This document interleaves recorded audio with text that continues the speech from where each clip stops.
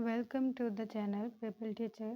आज हम करेंगे बीएड फोर्थ सैम के contemporary India and education paper में फोर्थ यूनिट को। तो ये फोर्थ यूनिट हमारी डील करेगी शिक्षा प्रणाली एवं इसकी संरचना से।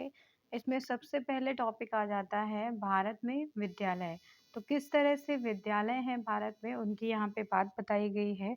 तो भारतीय स्कूल प्रणाली शिक्षा प्रणाली को दुनिया में सबसे बड़ा और जटिल माना जाता है। तो भारत की जो शिक्षा प्रणाली है, उसे वर्ल्ड ने जो है सबसे जटिल और सबसे बड़ी प्रणाली माना है। भारत में स्कूल प्रणाली की यह जटिलता शिक्षा की मानक और समानता बनाए रखने के लिए आवश्यकता से उत्पन्न होती है, जबकि देश की लंबाई और चौड़ाई में अपनी विविध संस्कृति तथा विरासत बढ़ाने के लिए गुंजाइश दे रही है। इस तरह से ये बताया गया कि भारत की शिक्षा प्रणाली एक तरह से जटिल शिक्षा प्रणाली है, वो मानक और समानता से बनी हुई है। अब विद्यालयों की बात यहाँ पे करते हैं। तो टाइप्स ऑफ स्कूल्स कैसे, कितने टाइप्स के स्कूल हैं। तो पब्लिक स्कूल सबसे पहले आ जाते हैं। पब्लिक स्कूल्स या गैर सरकारी स्कूल जो होते हैं, उनको जो है स्थानीय, राज्य या राष्ट्रीय सरकार द्वारा प्रशासित और वित्त पोषित नहीं किया जाता है। लेकिन ये जो स्कूल होते हैं, वो स्कूल बच्चों से ट्यूशन फीस लेते हैं। भारत में अधिकांश सार्वजनिक स्कूल सीबीएसई और आईसीएसई से संबद्ध है। इनका मतलब इनका एफिलिएशन बोर्ड जो है वो सीबीएसई और आईसीएसई रहता है, और कुछ स्कूल राज्य बोर्ड से भी संबंधित होते हैं। इस तरह से सरकारी स्कूल आ जाते हैं सेकेंड टाइप में। तो सरकारी स्कूल कौन से होते हैं? सरकारी स्कूलों को सरकारी एजेंसियों द्वारा वित्त पोषित और प्रशासित किया जाता है। तो इनका जो भी कार्यक्रम होता है या इनके फिनांस की जितनी भी जिम्मेदारी होती है, वो सब सरकार के ऊपर ही होती है। सरकारी स्कूलों में कम शुल्क जो है लगता है। तीसरा टाइप यहाँ पे आ जाता है सरकारी सहायता प्राप्त स्कूल। सरकारी सहायता प्राप्त स्कूल निजी प्रबंधन के स्वामित्व में होते हैं, लेकिन यहाँ दिए गए नियम सरकारी मानदंडों के अनुसार रहते हैं। चौथा टाइप यहाँ पे है निजी दिवस स्कूल। इन विद्यालयों का स्वामित्व व्यक्तियों तथा परिवारों या निजी संगठनों द्वारा संचालित किया जाता है, और इनका ट्यूशन शुल्क राज्य स्कूलों से अधिक होता है। इस तरह से बताया गया कि जो प्राइवेट दिवस स्कूल होते हैं, उनकी जो ट्यूशन फीस होती है, वो राज्य स्कूलों से भी ज़्यादा होती है। इसके बाद पांचवें प्रकार पे आ जाता है केंद्रीय विद्यालय। केंद्रीय विद्यालय कौन से होते हैं? तो ये स्कूल जो है केंद्र सरकार द्वारा संचालित किए जाते हैं, और ये स्कूल हस्तांतरणीय नौकरी के साथ केंद्र सरकार के कर्मचारियों के बच्चों को शिक्षा प्रदान करते हैं। तो इन स्कूल्स में पढ़ाई के साथ साथ नौकरियां भी दी जाती हैं। इसके बाद नेक्स्ट टाइप आ जाता है यहाँ पे सैनिक स्कूल का। सैनिक स्कूल कौन से स्कूल होते हैं? ये केंद्र सरकार के द्वारा चलाए जाते हैं, और इसमें भी नौकरियों के साथ साथ बच्चों को सशस्त्र बलों की के कर्मियों के बच्चों के साथ शिक्षा दी जाती है, और इन स्कूलों में पूरे देश में एक समान शिक्षा प्रणाली लागू है। द नेक्स्ट है यहाँ पे नवोदय विद्यालय। नवोदय विद्यालय कौन से होते हैं? तो ये केंद्र शासित सरकार के द्वारा संचालित किए जाते हैं, और ये प्रतिभाशाली छात्रों के लिए आवासीय विद्यालय होते हैं। यहाँ पे राष्ट्रीय एकीकरण को बढ़ावा दिया जाता है। इसके बाद आ जाते हैं राज्य स्कूल। राज्य स्कूल कौन से होते हैं? तो ये स्कूल स्थानीय राज्य सरकारों के द्वारा चलाए जाते हैं, और इनमें कम शुल्क लगता है। बोर्डिंग स्कूल कौन से होते हैं? तो बोर्डिंग या हॉस्टल उन छात्रों के लिए होते हैं जो संपूर्ण अकादमिक अवधि के दौरान विद्यालय में ही रहना चाहते हैं। तो बोर्डिंग स्कूल ऐसे स्कूल होते हैं जिसमें बच्चा पढ़ने के साथ साथ वहीं स्कूल में रहना चाहता है। इसके बाद नेक्स्ट आ जाते हैं विशेष आवश्यकता वाले बच्चे। तो विशेष आवश्यकता वाले स्कूल यहाँ पे हैं। विशेष आवश्यकता के जो स्कूल होते हैं, वो विशेष आवश्यकता वाले बच्चों के लिए बनाए जाते हैं यहाँ पे, और इन बच्चों को अनौपचारिक और व्यावसायिक प्रशिक्षण प्रदान किया जाता है। इसके बाद नेक्स्ट है आवासीय निजी स्कूल। तो यह स्कूल निजी स्वामित्व वाले होते हैं, और ये जो स्कूल होते हैं वो उच्च शिक्षा शुल्क लेते हैं। इसके बाद नेक्स्ट आते हैं मिशनरी या कॉन्वेंट स्कूल। मिशनरी या कॉन्वेंट स्कूल कैसे होते हैं? तो ये स्कूल ज़्यादातर ईसाई मिशनरियों द्वारा संचालित किए जाते हैं, जो ऊपरी मध्यम वर्ग समाज के लिए वहन करने योग्य होते हैं। इसके बाद नेक्स्ट है धार्मिक संबद्धता वाले स्कूल। तो धार्मिक संबद्धता वाले जो स्कूल होते हैं वो धार्मिक संस्थानों से रिलेटेड होते हैं, जैसे कि मदरसा है। इसके बाद संबद्धताओं के प्रकार। तो एफिलिएशन कितने टाइप्स के होते हैं? पहला है यहाँ पे अनित्यम संबद्धता। तो प्रोविजनल एफिलिएशन कौन सा होता है? वे स्कूल जो संबद्धता उप कानूनों के आवश्यक शर्तों को पूरा करते हैं। तो ये ऐसे स्कूल जो संबद्धता के उप कानून जितने भी हैं उनकी शर्तों को पूरा कर रहे हों और इस अवधि में संबद्धता उप कानूनों के सभी मानदंडों और शर्तों को पूरा करने के अधीन 3 वर्ष की अवधि के लिए उन्हें प्रोविजनल एफिलिएशन जो है दिया जाता है। और इसके बाद यदि स्कूल कुछ कारणों से संबद्धता के मानदंडों को पूरा नहीं कर पाता है तो बोर्ड उसे 5 साल की अवधि के लिए जो है अस्थायी संबद्धता का विस्तार प्रदान करता है। इस तरह से सेकंड नंबर पे है यहाँ पे नियमित संबद्धता। नियमित संबद्धता कौन सी होती है? तो ये सरकारी या सरकारी सहायता प्राप्त केवीएस, एनवीएस या फिर सीवीएसओ द्वारा संचालित स्कूलों को एक बार नियमित संबद्धता दी जाती है। तो ये जितने भी स्कूल्स यहाँ पे मेंशन किए गए हैं उनको एक बार जो है एफिलिएशन दिया जाता है, जो संबद्धता उप नियमों के सभी मानदंडों और शर्तों को संतुष्ट कर रहा हो और पूरी तरह से उसके अधीन हो। थर्ड नंबर पे है यहाँ पे स्थायी संबद्धता। तो परमानेंट एफिलिएशन क्या होता है? उन स्कूलों को जिन्हें अस्थायी संबद्धता दी जाती है उन्हें 3 साल की स्थायी संबद्धता की अवधि प्राप्त होने के बाद स्थायी प्रावधान के लिए माना जाता है। तो जिन स्कूलों में स्थायी संबद्धता प्राप्त हो जाती है उन्हें जो है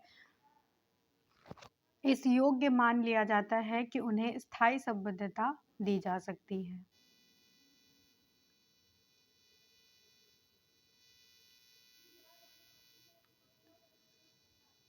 तो अब यहाँ पे हम आते हैं नवोदय विद्यालय पर। नवोदय विद्यालय कौन से होते हैं?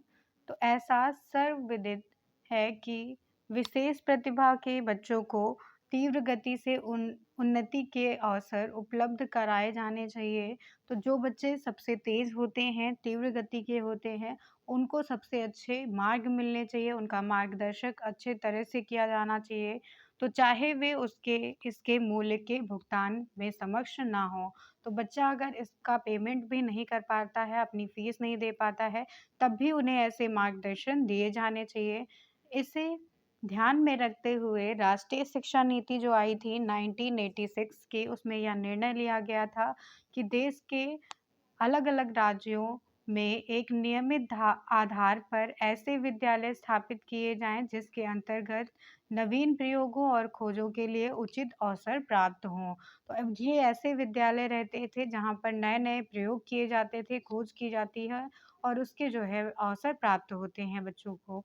राष्ट्रीय शिक्षा नीति ने कहा था कि जो बच्चे विशेष प्रतिभा वाले हों, उनकी उत्तम शिक्षा की व्यवस्था की जाए और उनकी गति निर्धारक विद्यालय की स्थापना की जाए।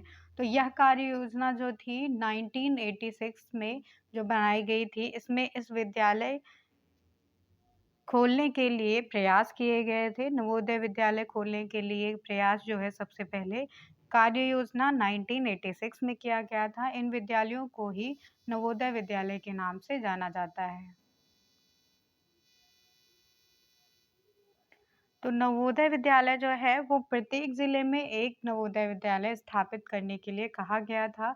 नवोदय विद्यालयों में ग्रामीण क्षेत्रों के बच्चों के साथ-साथ शहरी क्षेत्रों के बच्चों के लिए भी सीट्स होती हैं यहाँ पे और नवोदय विद्यालय में ग्रामीण क्षेत्रों के बच्चों के लिए 75% का आरक्षण भी होता है। इन विद्यालयों में शिक्षा और भोजन, आवास निःशुल्क होता है। इन सारी व्यवस्था को वहाँ पे रखा गया है और ये जो विद्यालय होते हैं वो केंद्रीय माध्यमिक शिक्षा बोर्ड यानी कि central board of secondary education CBSE से ये संबद्ध होते हैं। इनका एफिलिएशन नवोदय विद्यालय का एफिलिएशन सीबीएसई से होता है। इसके बाद बताया गया है कि नवोदय विद्यालयों की स्थापना के संबंध में केंद्रीय सरकार ने कौन से निर्णय दिए थे। तो पहला निर्णय था कि सभी प्रांतों में के प्रत्येक जिले में एक-एक नवोदय विद्यालय स्थापित किया जा सके, जिसमें 6 से लेकर 12 तक की कक्षा के लिए शिक्षा की व्यवस्था की जाए। दूसरा निर्णय दिया था केंद्र सरकार ने कि नवोदय विद्यालय मुख्यतः ग्रामीण क्षेत्रों में ही स्थापित किए जाएँ। तीसरा निर्णय था यहाँ पे कि नवोदय विद्यालय में बालकों के लिए आवासीय एवं सह शिक्षा की व्यवस्था की जाए, जिसमें आवास, भोजन और शिक्षा की व्यवस्था हो। और ये जो विद्यालय थे वो केंद्रीय माध्यमिक शिक्षा बोर्ड से संबद्ध थे। इस तरह से ये निर्णय यहाँ पे दिए गए थे। इसके बाद मुख्य विशेषताएँ क्या हैं नवोदय विद्यालय की? तो पहली विशेषता है यहाँ पे कि शैक्षिक अवसरों की समानता हो, जिसमें बताया गया कि हर एक बच्चे के लिए, चाहे वो किसी भी स्तर से हो, चाहे वो किसी भी धर्म से हो, हर एक बच्चे को शैक्षिक अवसर समानता के साथ मिलने चाहिए। समान शैक्षिक स्तर हो उनका और उसके साथ-साथ निःशुल्क शिक्षा जो है सभी वर्गों के बालकों को दी जाए। दूसरी प्रमुख विशेषता यहाँ पे आ जाती है कि माध्यमिक शिक्षा को आदर्श प्रस्तुत करना। तो नवोदय विद्यालय अनुशासन, नवाचार या शिक्षणोत्तर क्रियाओं में श्रेष्ठ उपलब्धि प्रदान करता है और यही कारण है कि यह अन्य विद्यालयों के लिए प्रेरणा स्रोत है। तीसरी यहाँ पे विशेषता हो जाती है कि राष्ट्रीय एकता तथा सद्भावना का विकास करना। तो नवोदय विद्यालय जाति, धर्म और लिंग या फिर आर्थिक स्थिति आदि पर ध्यान नहीं देता है, बल्कि इसमें हर एक बालक को समान रूप से देखा जाता है और उनकी योग्यता के आधार पर ही इसमें बच्चे को लिया जाता है। त्रिभाषा सूत्र यहाँ पे अपनाया गया था। तो नवोदय विद्यालय में त्रिभाषा के आधार पर बालकों को 3 भाषाएँ पढ़ाई जाती हैं। इसके बाद नेक्स्ट विशेषता आ जाती है कि शिक्षा में नवाचार को प्रोत्साहन देना इसका कार्य था और साथ ही साथ प्राचीन संस्कृति तथा वैज्ञानिकता का भी समन्वयन इसमें किया गया है। तो नवोदय विद्यालय में प्राचीन संस्कृति को भी शामिल किया गया है और उसके साथ-साथ वैज्ञानिकता के समन्वयन का भी उसमें इंटीग्रेशन किया गया है। फिर यहाँ पे ऑब्जेक्टिव्स बताए गए हैं नवोदय विद्यालयों के।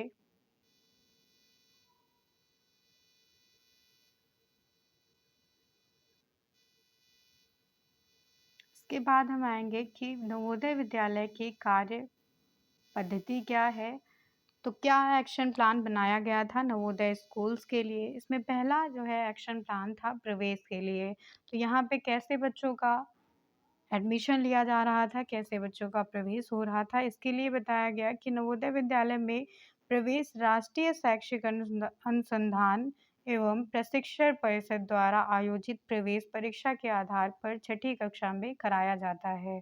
तो यहाँ पे एक प्रवेश परीक्षा थी जो कराई जाती थी राष्ट्रीय शैक्षिक अनुसंधान एवं प्रशिक्षण परिषद के द्वारा, आज भी कराई जाती है। तो ये प्रवेश परीक्षा जो बच्चे पास करते हैं, उसी के आधार पर उन्हें कक्षा 6 में दाखिला दिया जाता है।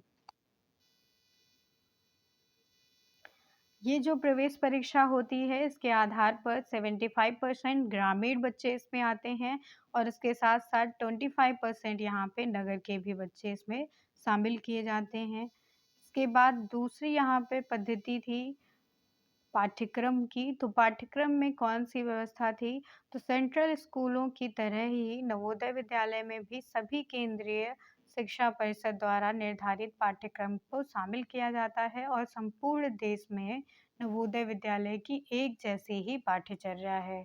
तो जो एक नवोदय विद्यालय स्कूल में पढ़ाया जाता है, वही हर एक नवोदय विद्यालय स्कूल में पढ़ाया जाता है, चाहे वो देश का कोई भी नवोदय विद्यालय स्कूल हो। तो ये हम कह सकते हैं कि हर एक नवोदय विद्यालय में समान पाठ्यक्रम ही पढ़ाया जाता है। तीसरा है यहाँ पे कि पाठ्येतर क्रियाएँ कराई जाती हैं यहाँ पे, एक्स्ट्रा करिकुलर एक्टिविटीज़ भी हैं जिसमें खेल-कूद या फिर क्लब करना या तरण-ताल करना, जिम्नास्टिक, कंप्यूटर प्रशिक्षण, सामुदायिक कार्य या कार्यशालाएँ, सांस्कृतिक कार्यक्रम कराना, ये सब जो है ऑडिटोरियम में कराया जाता है। इसके बाद चौथी पद्धति आ जाती है यहाँ पे शिक्षण पद्धति। शिक्षण पद्धति का मतलब है कि टीचिंग मेथड्स कौन-कौन से लिए जाते हैं यहाँ पे। तो पहला मेथड हो जाता है व्यक्तिगत शिक्षण पर बल देना। तो यहाँ पे ज़्यादातर बच्चे के शिक्षण पे ही बल दिया जाता है कि शिक्षक जो है हर एक बच्चे को इंडिविजुअल स्टडी कर सके, उसकी जो है गाइड कर सके, उसे व्यक्तिगत संपर्क के द्वारा शिक्षण दिया जाता है। दूसरी पद्धति आ जाती है कि बालकों की सक्रियता व स्व-अनुभव पर बल देना। तो बालकों की सक्रियता यानी कि वो कितना एक्टिव हैं और वो खुद से किसी चीज़ का एक्सपीरियंस कर सकें, खुद चीज़ों को समझ सकें, इस पर बल दिया जाता है। तीसरा यहाँ पे हो जाता है कि व्यावहारिक एवं सृजनात्मक कार्यों पर बल देना।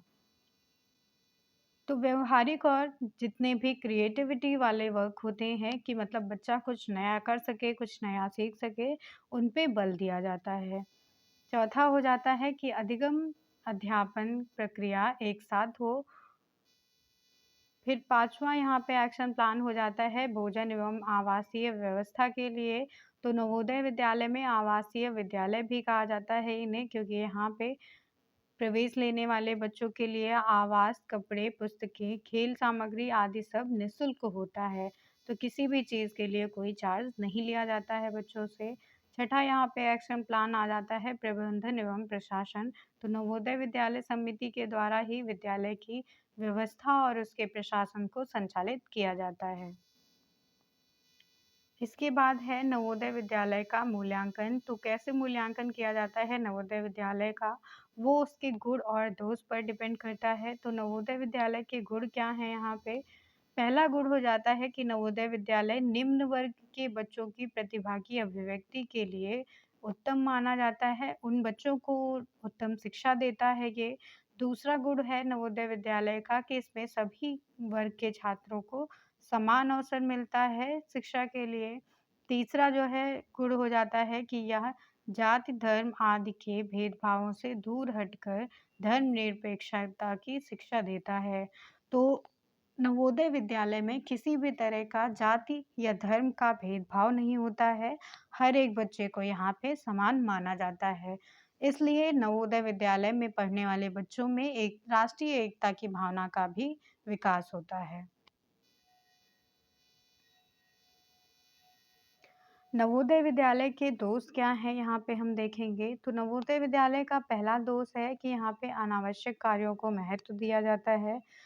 दूसरा दोष हो जाता है कि इसके चयन प्रक्रिया में भी कमी मानी जाती है। तीसरा है कि छात्रों का समुचित चयन ना होने पर प्रतिभाशाली या मेधावी छात्रों के उत्साह में कमी आ जाती है। तो इस तरह से कुछ दोष भी हैं नवोदय विद्यालय समिति के। इसके बाद है नवोदय विद्यालय का शिक्षा में योगदान। तो शिक्षा में क्या योगदान है नवोदय विद्यालय का, वो यहाँ पे बताया गया है। पहला योगदान है कि नवोदय विद्यालय गरीब एवं निर्धन परिवार के प्रतिभावान बच्चे को या मेधावी छात्रों को शिक्षा का समान अवसर देते हैं। दूसरा यहाँ पे योगदान हो जाता है नवोदय विद्यालय का कि इन विद्यालयों में बच्चों को अनेक प्रांतीय भाषाओं, सभ्यता और संस्कृति की शिक्षा जो है दी जाती है, जिससे कि बच्चे में राष्ट्रीय एकता की भावना का विकास होता है। इसके साथ ही नवोदय विद्यालय में सह शिक्षा आवासीय विद्यालय की व्यवस्था भी की गई है। नवोदय विद्यालय के बाद में नेक्स्ट टॉपिक आ जाता है सैनिक स्कूल का। तो सैनिक स्कूल क्या होते हैं ये जानेंगे यहाँ पे। भारत में सैनिक स्कूल की स्थापना रक्षा मंत्रालय के अंतर्गत सैनिक स्कूल सोसाइटी के द्वारा की गई है और यह भारत में प्रबंधित स्कूलों की ही एक प्रणाली है। सन 1961 में तत्कालीन रक्षा मंत्री सन 1961 में जो रक्षा मंत्री थे वी के मेनन भारतीय सेना के अधिकारी कैडर एवं क्षेत्रीय वर्गों के बीच संतुलन स्थापित करने के लिए राष्ट्रीय राष्ट्रीय रक्षा अकादमी एनडीए एवं भारतीय नौसेना अकादमी के नाम पर सैनिक स्कूल खोले गए थे या खोलने की कल्पना की गई थी 1961 में, जिससे छात्रों के भारतीय सेना के बारे में जानकारी प्रदान हो और उन्हें जो है प्रशिक्षित किया जा सके। तो सैनिक स्कूल 1961 में ये कल्पना की गई थी कि सैनिक स्कूल खोले जा सकें। लेकिन ये जो कल्पना थी वो आधारित थी इस पर कि भारतीय सेना के बारे में बच्चों को जानकारी सैनिक स्कूल के द्वारा दी जा सके। तो वर्तमान में हमारे देश में सभी राज्यों को मिलाकर सैनिक स्कूलों की कुल संख्या हम देखें तो आज के टाइम पे 26 है और ये जो संख्या है वो आगे भी बढ़ती जाएगी।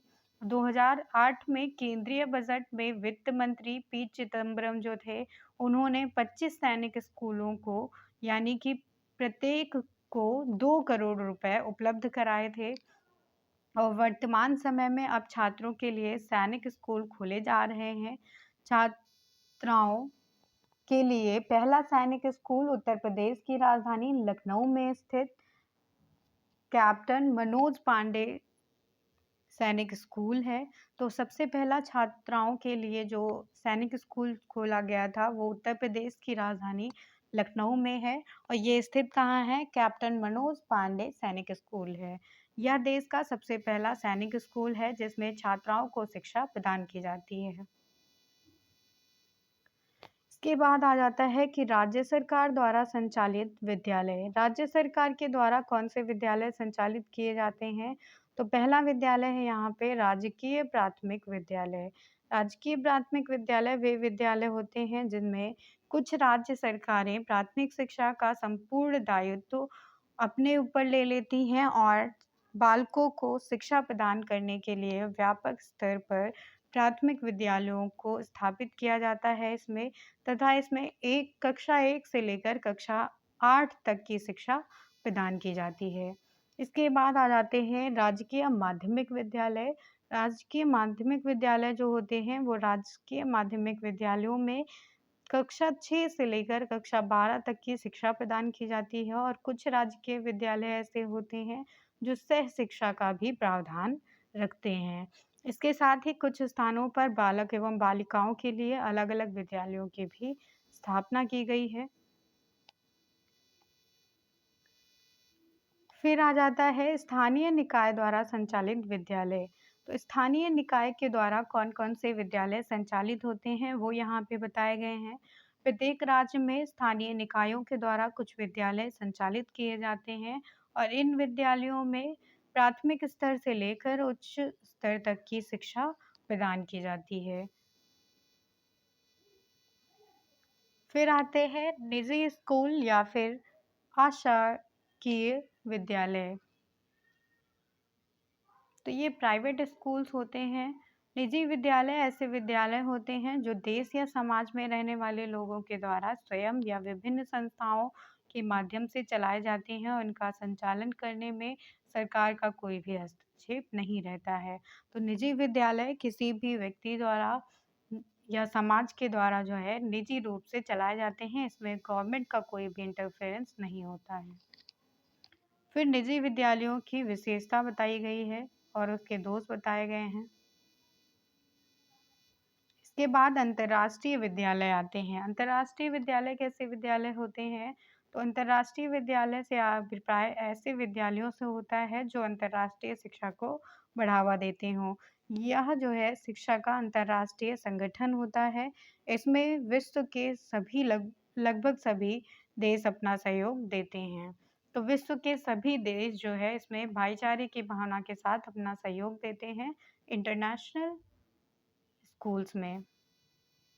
अब हम आएंगे नेक्स्ट टॉपिक पर। तो शिक्षा तथा शिक्षा के संभाषण में प्रमुख संस्थाओं की भूमिका क्या है, वो बताया गया है। तो इसमें शिक्षा के प्रमुख 3 संसाधन बताए गए हैं। पहला है राष्ट्रीय शिक्षक शिक्षा परिषद। दूसरा है राष्ट्रीय शैक्षिक अनुसंधान एवं प्रशिक्षण परिषद। तीसरा है राष्ट्रीय मुक्त विद्यालय शिक्षा संस्थान। तो पहले पे बात करते हैं जिसको NCTE कहा जाता है। इसका मतलब है national council for teacher education. इसी को राष्ट्रीय शिक्षक शिक्षा परिषद कहा जाता है। तो ये 1973 में अपनी पूर्व की स्थिति में राष्ट्रीय अध्यापक शिक्षा परिषद NCTE अध्यापक शिक्षा के संबंध में सभी मामलों में केंद्रीय एवं राज्य सरकारों के लिए एक सलाहकार निकाय थी। तो इस तरह से NCTE की स्थापना 1973 में की गई थी और ये जो स्थापित हुआ था इसका मेन पर्पस था केंद्र एवं राज्य सरकारों के लिए कि जो है अध्यापक शिक्षा के लिए एक सलाहकार के रूप में इसे नियुक्त किया जा सके। तो ये जो संस्था थी वो अध्यापक शिक्षा के लिए एक सलाहकार के रूप में कार्य करती थी, जिसका सचिवालय राष्ट्रीय शैक्षिक अनुसंधान परिषद NCERT के अध्यापक शिक्षक विभाग में था।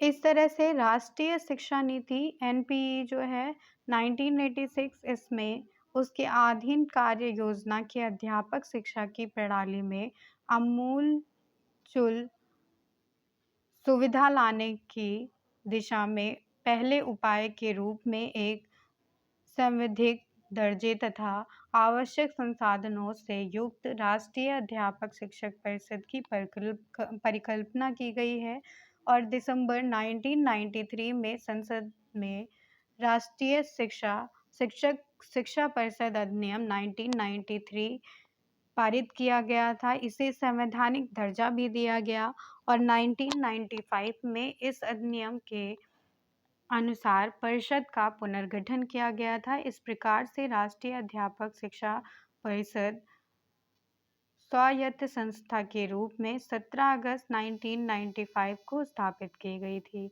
तो इस तरह से कब स्थापना हुई थी राष्ट्रीय अध्यापक शिक्षा परिषद की NCTE की?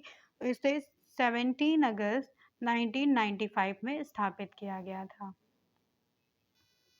अब बताया गया है कि राष्ट्रीय शिक्षा परिषद का संगठनात्मक ढांचा क्या है। NCTE का ऑर्गेनाइजेशनल स्ट्रक्चर बताया गया है इसमें। तो इस परिषद का मुख्यालय दिल्ली में स्थापित है और परिषद में संवैधानिक दायित्वों की पूर्ति के लिए 4 क्षेत्रीय समितियां बनाई गई हैं जो जयपुर, बेंगलुरु, भुवनेश्वर और भोपाल में स्थित है। इस तरह से उत्तरी, दक्षिणी, पूर्वी एवं पश्चिमी क्षेत्रों में ये जो है 4 क्षेत्रीय समितियां हैं जो गठित की गई हैं। ये क्षेत्रीय समितियां अपने अपने क्षेत्र में अध्यापक शिक्षण प्रशिक्षण संस्थानों को मान्यता देने के लिए कार्य करती हैं। अब यहाँ पे बताया गया है कि वर्तमान में इस संस्था में 3 पूर्णकालीन अधिकारी हैं। पहला अधिकारी होता है इसमें अध्यक्ष, दूसरा होता है उपाध्यक्ष और तीसरा सचिव होता है। इन सब का कार्यालय 4-4 साल का होता है और इसके अतिरिक्त इसमें 52 सदस्य होते हैं, जिनमें से कुछ पदेन और शेष जो है मनोनीत होते हैं।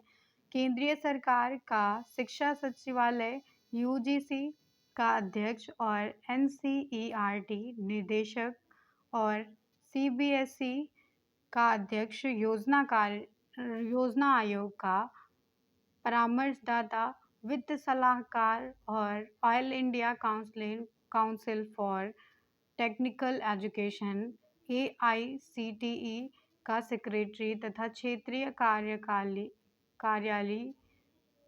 कार्यालय अध्यक्ष और इस संस्था के मुख्य पदेन सदस्य हैं। इस तरह से। और मनोनीत सदस्य कौन से होते हैं, तो इसमें 3 मनोनीत सदस्य जो होते हैं उसमें 3 सदस्य संसद से होते हैं, 3 सदस्य प्राथमिक, माध्यमिक और प्रसिद्ध शिक्षा संस्थानों से, 9 सदस्य एवं 3 सदस्य इसमें से हो गए। उसके बाद 9 सदस्य जो है वो प्रांतीय सरकारों के प्रतिनिधित्व करने वालों से होते हैं। उसके बाद 13 सदस्य विभिन्न स्तर पर शिक्षा के विशेषज्ञों से लिए जाते हैं। अब यहाँ पे बताया गया है कि 1 जनवरी 2007 तक एनसीटीई ने 9,045 पाठ्यक्रमों के माध्यम से 7.72 लाख प्रशिक्षु अध्यापकों को प्रशिक्षण देने हेतु 7,461 अध्यापक प्रशिक्षण संस्थाओं को मान्यता दी है। और इसमें जो है एनसीटीई ने सीएड, डीएड, डीपीएड और एमएड जैसे विभिन्न अध्यापक प्रशिक्षण कार्यक्रमों के लिए नए नियम एवं मानक जारी किए हैं। अब बताया गया है कि राष्ट्रीय शिक्षक शिक्षा परिषद के उद्देश्य एवं कार्य क्या हैं। तो एनसीटीई की स्थापना इस लक्ष्य से की गई थी कि पूरे देश में अध्यापक शिक्षा प्रणाली का नियोजन एवं समन्वयन सही तरीके से किया जा सके।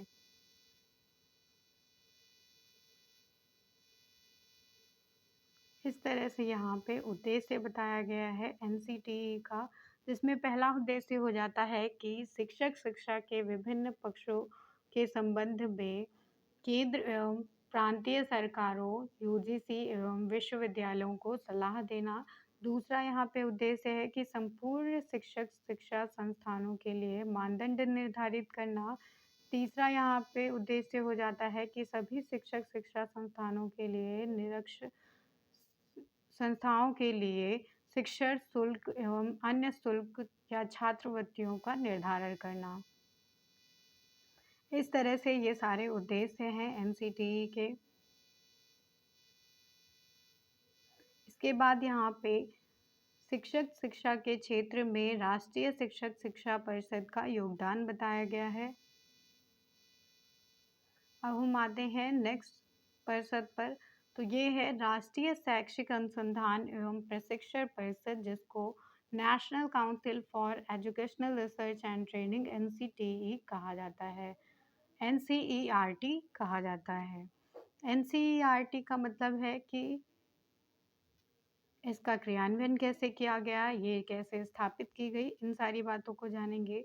तो संघ सरकार के महत्वपूर्ण कार्यों में से एक कार्य शैक्षिक अनुसंधान के विकास एवं इसके प्रकाशन, सहयोग एवं प्रशिक्षण व प्रसार हेतु मानकों में सुधार करना था। और इस कार्य के लिए शिक्षा मंत्रालय द्वारा 1 सितंबर 1961 में राष्ट्रीय शैक्षिक अनुसंधान एवं प्रशिक्षण परिषद एनसीईआरटी का गठन किया गया था। यह एक तरह से स्वायत्त शासी संस्था है और परिषद का कार्य क्षेत्र विद्यालय शिक्षा के लिए से लेकर विश्वविद्यालय शिक्षा तक प्रत्येक स्तर पर शिक्षा के प्रसार एवं विकास की दिशा में अनुसंधानों का प्रारंभ, आंकड़ों का एकत्रीकरण एवं विश्लेषण कर उनके परिणामों का प्रकाशन एवं आवश्यक सुझावों तथा दिशा निर्देशों का प्रदर्शन करना है।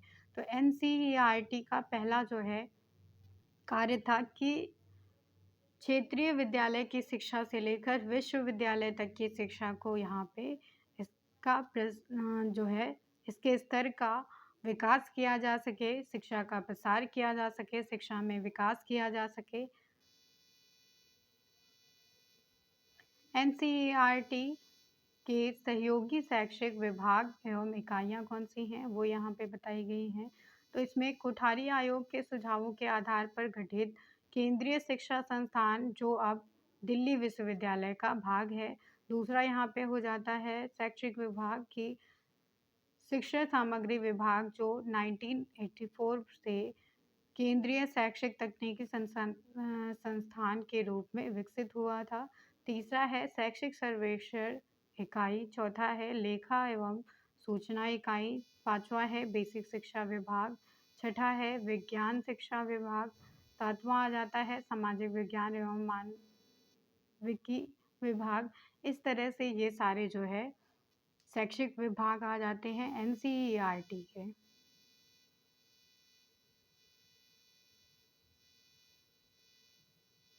अब यहाँ पे बताया गया है कि राष्ट्रीय शैक्षिक अनुसंधान एवं प्रशिक्षण परिषद का संगठन कैसे किया गया। तो पहला है यहाँ पे भारत सरकार का शैक्षिक सलाहकार एवं शिक्षा परामर्शदाता होता है इसमें। दूसरा है अध्यक्ष केंद्रीय मानव संसाधन विकास मंत्री जो होता है। तीसरा है दिल्ली विश्वविद्यालय का कुलपति।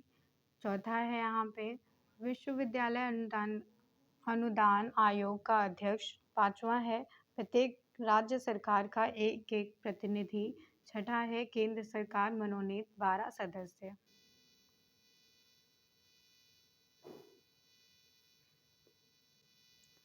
फिर यहाँ पे उद्देश्य बताए गए हैं एनसीईआरटी के।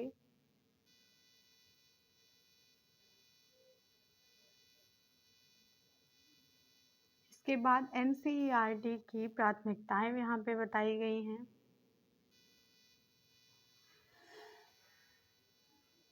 फिर आ जाता है एनसीईआरटी के फंक्शंस। तो कार्य क्या हैं? कार्य हो जाता है कि पाठ्यचर्या एवं पाठ्य पुस्तकों का निर्माण करना और उसके साथ ही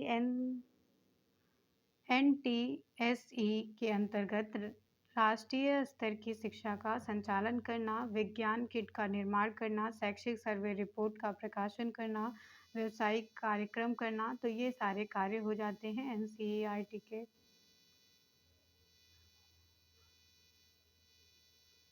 इसके बाद नेक्स्ट आ जाता है हमारा राष्ट्रीय मुक्त विद्यालय शिक्षा संस्थान, जिसको national institute of open schooling NIOS कहा जाता है। मुक्त शिक्षा संस्थान शिक्षण अधिगम का एक नवीन प्रत्यय होता है और इसका उद्देश्य है कि शिक्षा के स्तर में वृद्धि कर शिक्षा सुधार करना और उन लोगों को शिक्षा हेतु अवसर उपलब्ध कराना जो कारणवश पारंपरिक शिक्षा लेने में असमर्थ हैं और पीछे रह गए हैं। तो ऐसे बच्चों को यहाँ पे शिक्षण प्रदान किया जाता है। राष्ट्रीय मुक्त विद्यालय की स्थापना राष्ट्रीय शिक्षा नीति 1986 का अनुपालन करते हुए मानव संसाधन विकास मंत्रालय भारत सरकार द्वारा नवंबर 1989 में किया गया था और NIOS माध्यमिक एवं उच्चतर माध्यमिक स्तर पर सामान्य एवं शैक्षिक पाठ्यक्रमों के साथ साथ बहुत से व्यावसायिक जीवन संबंधी समृद्धि एवं शैक्षिक पाठ्यक्रम को प्रदान करता है। यह एक स्वायत्त संगठन होता है और इसका उद्देश्य है कि देश के दूरवर्ती क्षेत्रों के विद्यालयों को सतत शिक्षा सुलभ कराना और माध्यमिक एवं उच्च माध्यमिक स्तर पर लगभग 15 लाख छात्रों के वर्तमान नामांकन के द्वारा यह विश्व का सबसे बड़ा खुला शैक्षिक स्कूल शिक्षा प्रणाली बन गया है। NIOS की विशेषताएं यहाँ पे बताई गई हैं। तो कक्षा शिक्षण की विशेषता है यहाँ पे कि राष्ट्रीय मुक्त विद्यालय शिक्षा संस्थान अन्य विद्यालयों की तरह ही कक्षा शिक्षण के अवसर उपलब्ध कराता है।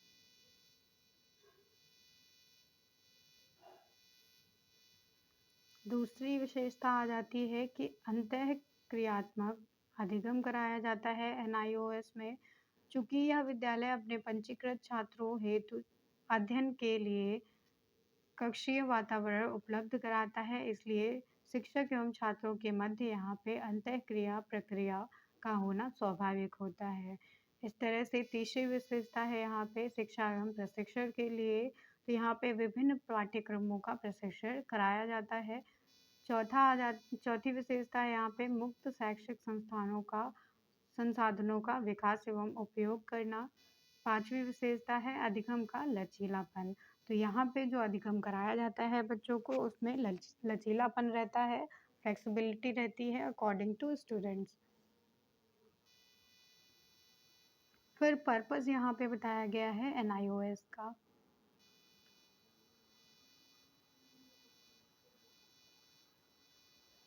इसके बाद NIOS के कोर्सेज क्या हैं? तो पहला कोर्स है यहाँ पे ओपन बेसिक एजुकेशन, दूसरा है सेकेंडरी सर्टिफिकेट कोर्स, तीसरा है सीनियर सेकेंडरी सर्टिफिकेट कोर्स, चौथा है वोकेशनल एजुकेशन।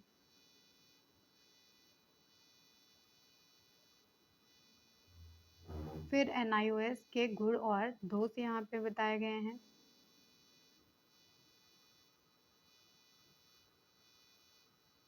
इसके बाद आ जाता है इसका योगदान।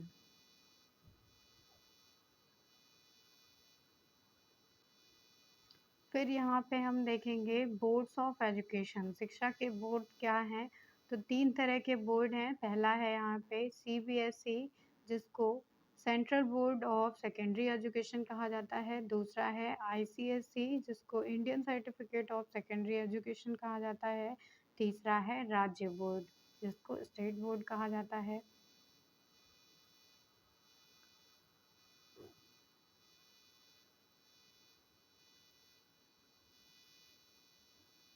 इसके बाद पार्ट आ जाता है शिक्षा एवं स्थानीय निकायों के निदेशालयों की भूमिका। तो रोल ऑफ डायरेक्टरेट्स बताया गया है एजुकेशन में और लोकल बॉडीज़ के लिए।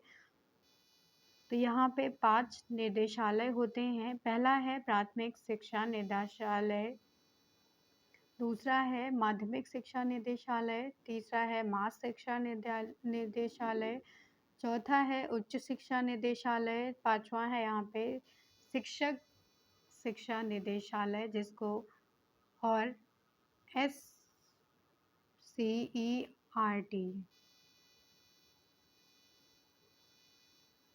So thank you everyone.